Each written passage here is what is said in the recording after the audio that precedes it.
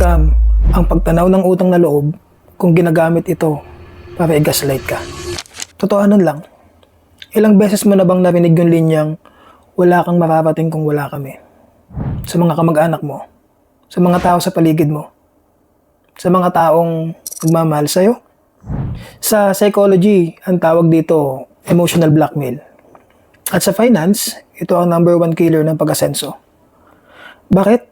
Kasi nagkakaroon ka ng scarcity mindset. Takot kang mag-risk. Takot kang sumugal sa negosyo. Takot kang mawalan ng trabaho kasi may mga taong magugutom kapag pumalya ka.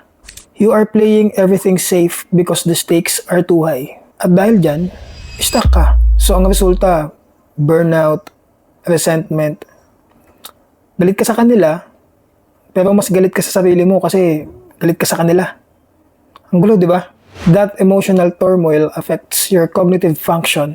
Sabog ang focus mo sa trabaho kasi occupied ang utak mo ng guilt. Pero tandaan mo to, ang responsibilidad ng magulang ay palakihin ng anak. Hindi utang ng anak na ipinanganak siya. Gratitude is voluntary. Obligation is forced. Magkaiba yung dalawa na yon. Pwede kang tumulong dahil mahal mo sila at hindi dahil takot kang masumbatan. Mahirap tanggapin pero kailangan mo marinig to eh.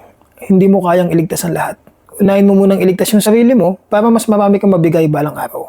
Para sa mga taong gustong kumawala sa guilt trip, stick around. Pag-usapan natin ang strategies dito sa Rocket Launch. That's my 2 cents.